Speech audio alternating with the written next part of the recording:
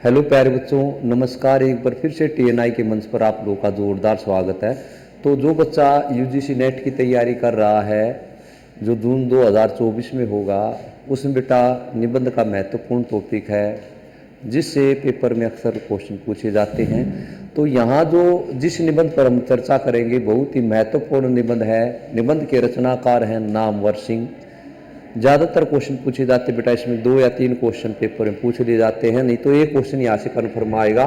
संस्कृति और सौंदर्य 11 की 11 जो निबंध है, प्रत्येक की बेटा वीडियो मैंने डाल दी है। तो पीछे जो बच्चा पहली बार इस वीडियो को देख रहा है, पीछे सारी वीडियो आप देख सकते हो, पूरी पूरी यूनिट कवर हो जाएगी। तो चलते हैं इस निबंध में। नामवर सिंह ने निबंध लिखा है बेटा, और ये निबंध लिखने के पीछे नामवर सिंह की जो मंशा थी, संस्कृति और सौंदर्य, इनके गुरु थे, ये अपने गुरु हजारी प्रसाद जी को मानते थे। हजारी प्रसाद जी का संस्कृति के प्रति जो दृष्टिकोण था, जो सोच थी, जो नज़रिया था, उसको सामने लाने की कोशिश की है नामवर सिंह जी ने। इनके गुरु थे और इन्होंने बताया भी है कि भाई ये मैं चाहता था कि ये निबंध मेरे गुरुदेव के सामने ही प्रकाशित हो, लेकिन ऐसा नहीं हो पाया, क्योंकि ये निबंध 1982 में प्रकाशित हुआ और हजारी प्रसाद जी का देहांत 1979 में हो गया था। तो ये इनकी तमन्ना पूरी नहीं हुई। इस निबंध में हजारी प्रसाद जी का जो निबंध है अशोक के फूल, उसके बारे में बता रहे हैं कि अशोक का फूल फूल न होकर पूरी की पूरी एक संस्कृति है। इस निबंध को नामवर सिंह ने नागार्जुन जी को समर्पित किया है। तो प्यारे बच्चों, एक बार देखते हैं इस निबंध में क्या है। एक एक पॉइंट को अच्छे से पढ़ेंगे ताकि पेपर में बेटा किसी प्रकार की कोई अड़चन ना आए। आपको इस निबंध को लेके आपके सामने तो देखिए बेटे, संस्कृति और सौंदर्य, इस निबंध के रचनाकार नामवर सिंह हैं। संस्कृति और सौंदर्य निबंध का प्रकाशन 1982 में हुआ। इस निबंध में नामवर सिंह ने हजारी प्रसाद जी का संस्कृति और सौंदर्य के प्रति जो दृष्टिकोण है, जो नजरिया है, जो सोच है, उसको उसके प्रति व्यापक दृष्टिकोण उजागर किया है। इस निबंध में नामवर सिंह ने बताया कि हजारी प्रसाद जी ने संपूर्ण जीवन के विकास को सौंदर्य माना है, कि संपूर्ण अर्थात जीवन भर आप अपना विकास करते रहिए, डेवलपमेंट करते रहिए, तभी जाके ये होगा कि भी आपका जीवन जो है उसमें सौंदर्य आएगा। यूं नहीं 2 साल मेहनत कर ली, 2 साल अच्छे कार्य कर दी, उसके बाद कुछ नहीं, तो आजीवन आपको मेहनत करनी पड़ेगी, तभी जाके आपका जीवन जो है उसमें सौंदर्य या सुंदरता आएगी, तभी वो जीवन आपका अच्छा लगेगा। नामवर सिंह को यह अफसोस रहा कि उनका यह निबंध उनके गुरुदेव आचार्य हजारी प्रसाद द्विवेदी के निधन के बाद प्रकाशित हुआ। उनको ये अफसोस रहा, क्योंकि उनका ये दिली तमन्ना थी कि भी उनको उनके सामने प्रकाशित हो जाए, लेकिन ये नहीं हो पाया। फिर हजारी प्रसाद जी के आगे ये बेटे प्रकाशित नहीं हो पाया। नामवर सिंह ने इस निबंध को बेटा जो प्रगतिवाद के सलाहकार पुरुष हैं नागार्जुन जी, उनको समर्पित किया है। इस निबंध में लेखक ने हजारी प्रसाद जी के अलावा कालिदास, रविंद्रनाथ टैगोर, दिनकर तथा आगे के सौंदर्य संबंधी इन हजारी प्रसाद जी के बारे में तो बताया ही है। इसके अलावा कालिदास हैं, रविंद्रनाथ टैगोर हैं, आगे हैं, दिनकर हैं, इनके सौंदर्य के प्रति, संस्कृति के प्रति जो विचार हैं, जो दृष्टिकोण है, उनको भी सामने रखने की कोशिश की गई है। तो ये पूछ लिया जाता है कि संस्कृति और सौंदर्य निबंध में किस रचनाकार का जिक्र नामवर सिंह ने नहीं किया है। तो बेटे हजारी प्रसाद जी मेन भूमिका में है। हजारी प्रसाद जी का, कालिदास का, रविंद्रनाथ टैगोर का, आगे का और दिनकर का। यूँ आ जाएगा किसका नहीं किया है इनमें से, या स्टेटमेंट जो आजकल बनते हैं क्वेश्चंस की, वैसे पूछ लेगा।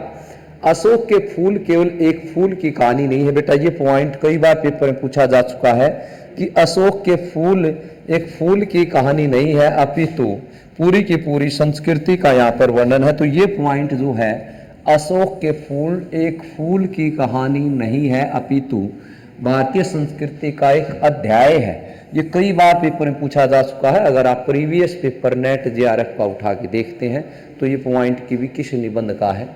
और इस अध्याय का अनलग लेख पढ़ने वाले हिंदी के पहले व्यक्ति हजारी प्रसाद जी थे।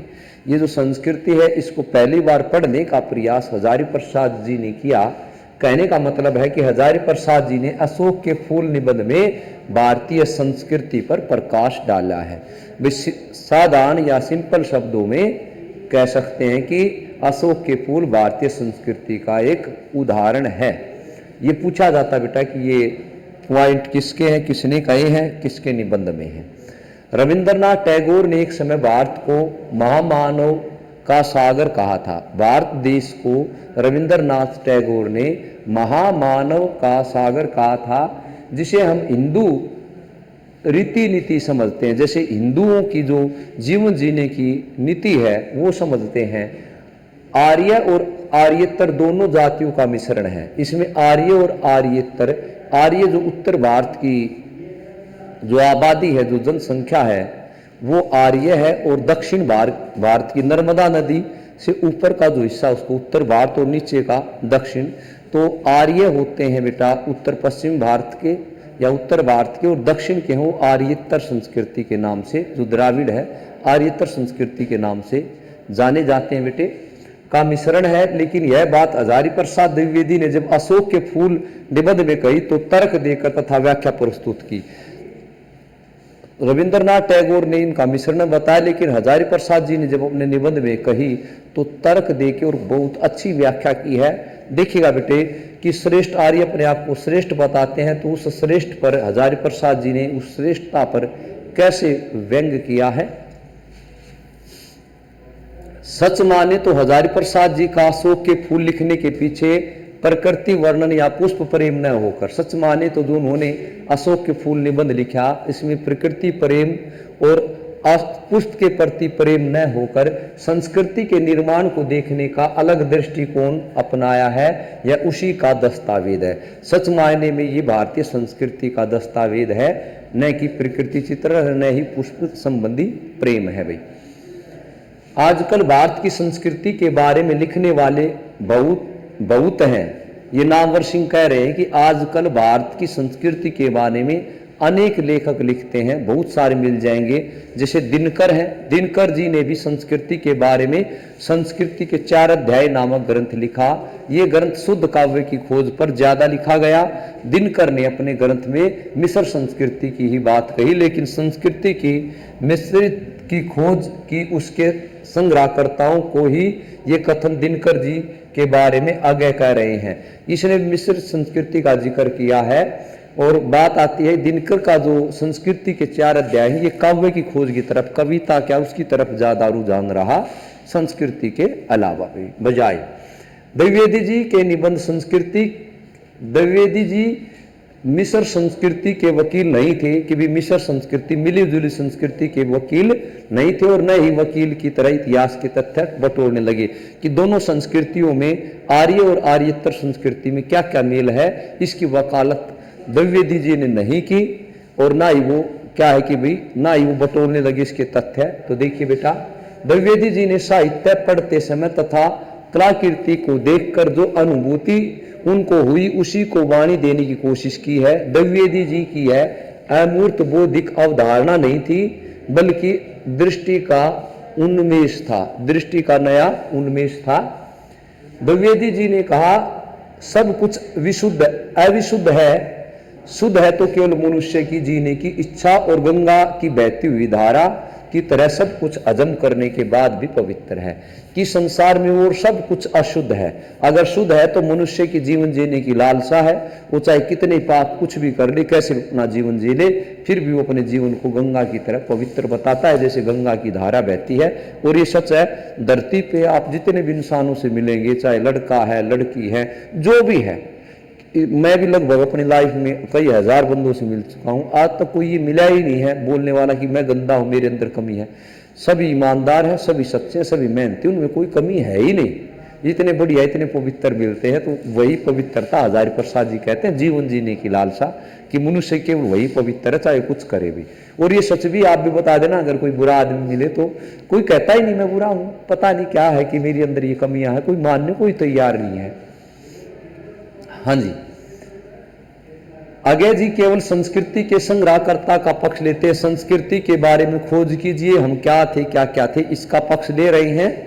तो द्विवेदी जी इसकी जगह त्याग पर बल देते हैं। वो कहते हैं अपनी संस्कृति छोड़िए, पर त्याग कीजिए, अगर महान बनना हो तो त्याग कीजिए, क्योंकि महात्मा गांधी जी त्याग के पक्ष में थे, तो उसी तरह से त्याग कीजिए। तो बेटे द्विवेदी जी ने कहा, मानव का जीवन निर्मम शक्ति के समान बहुत सारे विचार, विश्वास, उत्सव आदि को दबाकर बदलकर एक नई शक्ति पैदा की जो आज हमारे सामने वह न जाने कितने ग्रहण और त्याग का रूप है।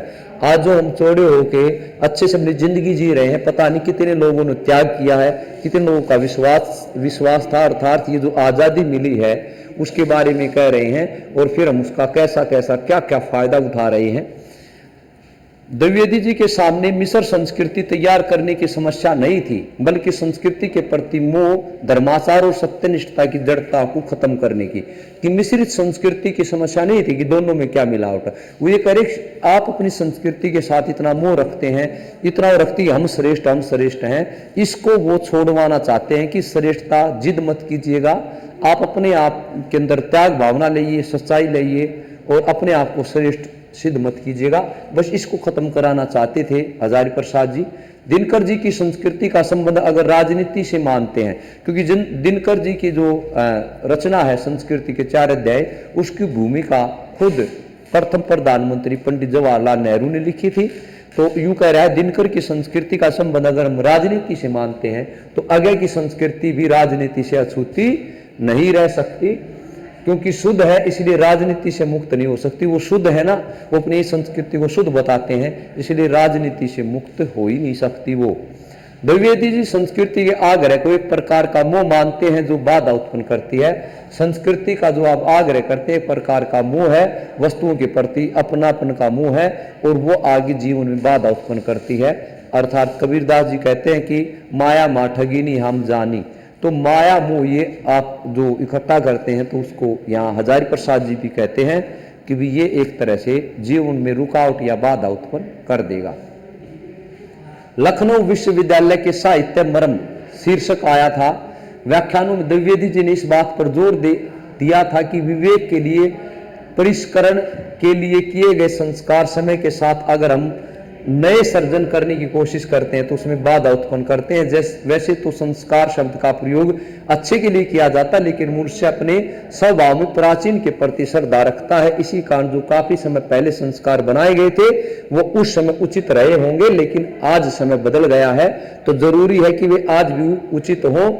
तो यूं कह रहा है कि जो प्राचीन काल में जो संस्कार बनाए गए थे हमारे पूर्वजों ने, उस समय जो बनाए वो संस्कार अच्छे थे, क्योंकि संस्कार का मतलब भी बेटा सकारात्मक है। लेकिन जरूरी नहीं कि समय जैसे जैसे परिवर्तनशील होता है उन नियमों को, संस्कार को बदलना पड़ता है, क्योंकि वो घिसे पिटे हो जाते हैं। जरूरी नहीं कि जो उस समय वो उचित थे आज भी उचित हैं। तो भी समय के साथ साथ आप अपनी विचारधारा बदल लीजिए। यहाँ पर प्रसाद जी ये हजारी प्रसाद जी ये कहना चाहते हैं। इसके बाद संस्कार की प्रक्रिया आखिरकार उस शुद्धि की ओर ले जाती है जिसका परिणाम छोड़ना है, उस शुद्धि की तरफ ले जाती है जिसका परिणाम रिजल्ट छोड़ना है। लेकिन संस्कृति के ठेकेदार इसको अपना अभिमान मानकर इसे छोड़ना नहीं चाहते, इसलिए द्विवेदी जी को इनसे मुकाबला करना पड़ा कि हमारी संस्कृति हम श्रेष्ठ हैं, वो इसे छोड़ना नहीं चाहते थे। इसलिए उन्होंने अपनी रचना में इनसे बेटे 4 हाथ होना पड़ा। द्विवेदी जी साहित्य की भूमिका के उपसंहार में कहते हैं कि आलोचनात्मक यूरोप के मतवाद को धक्का देकर अपने भारतीय आचार्य मत को ही श्रेष्ठ मानते हैं, जिसे वे आत्मगौरव का गुणगान करते हैं। कि भी संस्कृति की बात है, हिंदी साहित्य की भूमिका कि हमारे यहाँ के लोग यूरोप को धक्का देके श्रेष्ठ नियम अपने आप को श्रेष्ठ मानते हैं, इसी में हम लगे रहते हैं, अपना ही गुणगान करते हैं। हमारे यहाँ पर एक बात और प्रचलित है कि मत के बारे में केवल एक ही आचार्य सही बता सकता, कि एक ने जो ठीक बता दिया वही सही बता सकता और कोई दिमाग, ये बिल्कुल प्रचलन है भी। अगर एक ने कोई बात उसने कहा था, अरे तुम्हारे अंदर बुद्धि नहीं है क्या? इंडिया की विशेषता बता देता हूं मैं भारत देश की। 2 रोड पैरेलल एक ही जगह जा रहे, एक रोड को बिल्कुल तोड़ देंगे, उसी पर वाहन जा के दूसरा रोड खाली रहेगा। एक व्यक्ति ने जो बता दी केवल वही सत्य बता सकता और कोई नहीं, ये यहाँ पर मान्यता है। कितना गहरा कटाक्ष, क्योंकि इससे पहले शुक्ल जी अपने विचार दे चुके थे। तो बेटा इसीलिए कह रहे हैं कि एक ने बता दी क्या वही सत्य है और धरती पे कोई सत्य नहीं है क्या? हमारे यहाँ पर एक बात और प्रचलित है कि भी मत के बारे में कि एक ही आचार्य सही बात कर सकता, दूसरा नहीं। दूसरा अगर कोई बताता भी है तो कोई मानने को तैयार नहीं, क्योंकि भारतीयों की बुद्धि तो भेड़ चाल है, भेड़ चाल उसने बता दी वो ठीक है और कोई ठीक बता ही नहीं सकता। इतने महान व्यक्तित्व हैं यहाँ पर। तो देखिए भाई कितनी बढ़िया बात कही इस निबंध के माध्यम से हजारी प्रसाद जी ने। द्विवेदी जी ने इस संकीर्ण अकेलेपन के खिलाफ संघर्ष किया। संकीर्ण छोटी सोच, एक ही व्यक्ति सब कुछ बता सकता है, इसके प्रति उन्होंने स्ट्रगल करते हुए बेटे भारतीय संस्कृति की विविधता, जटिलता, परस्पर विरोधी जीवंतता, आपस में लड़ाई झगड़ा, भारतीय संस्कृति में आर्यतर जातियों के जो पराक्रम है, जो उन्होंने योगदान दिया है, उसके बारे में प्रसन्नता का यही कारण है कि ये देखिए कितनी बढ़िया बात की है कि इस कारण अगर आर्यों की श्रेष्ठता को चोट पहुंचती है तो द्विवेदी जी इसकी कोई चिंता नहीं करते कि भी आर्यों से वो आर्यतर भी कोई कम नहीं थे, क्योंकि उन्होंने भी काफी योगदान दिया है। इसलिए उन्होंने एक नई परंपरा की खोज की। प्यारे बच्चे, तो आर्य और आर्यतर दोनों संस्कृतियों के बारे में यहाँ प्रसाद जी ने, बेटे हजारी प्रसाद जी ने बड़े अच्छे से बताया है। तो देखिए अपने रहस्यवाद निबंध में प्रसाद जी ने सौंदर्य अनुभूति की परंपरा को पुनर्निर्मित करने का प्रयास किया था। विचार और वितर्क निबंध 1945 में रचित हजारी प्रसाद जी का आरंभिक निबंध है। इसमें उन्होंने संस्कृति और साहित्य के संबंध को बताते हुए कि संस्कृति का साहित्य के साथ अटूट संबंध है, क्योंकि साहित्य वहां की संस्कृति का ही प्रतिबिंब है, उसी को दिखाता है। तो कि आर्यतर संस्कृति की जो प्रसिद्धि है सबसे अधिक साहित्य और ललित कलाओं में हुई है। कि आर्यतर मतलब जो दक्षिण की जो संस्कृति है वो ललित कलाओं के कारण प्रसिद्ध हुई है। और उसके कारण बेटे द्विवेदी जी ने बताया अजंता के चित्तर, सांची के भरहूत आदि की कला आर्यतर सभ्यता की समृद्धि का परिचय है। कि उस समय कितने बढ़िया बढ़िया वो चित्र उन्होंने बना, तो कितने संपन्न थे वो लोग, कितनी कला थी उनके अंदर, कला में वो कितने श्रेष्ठ थे। ये देखिएगा बेटे, द्विवेदी जी ने आर्य और आर्यतर संस्कृति के अंतर को समझाने के लिए महाभारत और कालिदास के काव्यों की तुलना करके समझाने की कोशिश की है। क्योंकि महाभारत के जो पात्र हैं, जो आर्य थे, आपस में मारधाड़ विश्वास रखते थे, और कालिदास देखिएगा प्रेम पर भी। महाभारत में तेज दृष्टता और अव्यक्ति का वेग देखने को मिलता है, जो आर्यों की पहचान है, जबकि कालिदास के काव्य में माधुर्य है, प्रेम है, लालित्य है, व्यंजना दिखाई देती, जो आर्यतर की पहचान। अर्थात महाभारत आर्यों की पहचान है और कालिदास का प्रेम आर्यतर की पहचान है। अर्थात लड़ाई झगड़ा नहीं चाहते दक्षिण वाले, और आर्य लड़ाई झगड़े में अटूट विश्वास रखते हैं, दबंगपनी में। जिन भी भारतीयों ने शिल्प शास्त्र का अनुशीलन किया है वे यह बात अच्छे से जानते हैं कि आर्यतर संस्कृति में इसका उपयोग कितना हुआ। जिनका काव्य नाटकों पर ही गहरा प्रभाव देखने को मिलता है, शायद इन चीजों का आर्यों को पता ही नहीं था कि वहां पर उनकी कलाकृति, डांस करते हुए चित्र, ऐसे कर पानी पिलाते चित्र, बोला इतना बढ़िया कलाकृति में इतना वो है, और आर्यों को तो शायद उस समय इसका ज्ञान भी नहीं था। भक्ति काल को छोड़कर जयशंकर प्रसाद और हजारी प्रसाद में कोई मतभेद नहीं है, भक्ति काल के बारे में अलग अलग मतभेद हैं। तो ये था बेटे हजारी प्रसाद जी के ऊपर लिखा गया निबंध नामवर सिंह द्वारा संस्कृति और सौंदर्य। इसको बेटा डिटेल से पढ़ने के लिए आगे हम और चर्चा करेंगे। तब तक खुश रहिए, मुस्कुराते रहिए, पढ़ते रहिए। जय हिंद।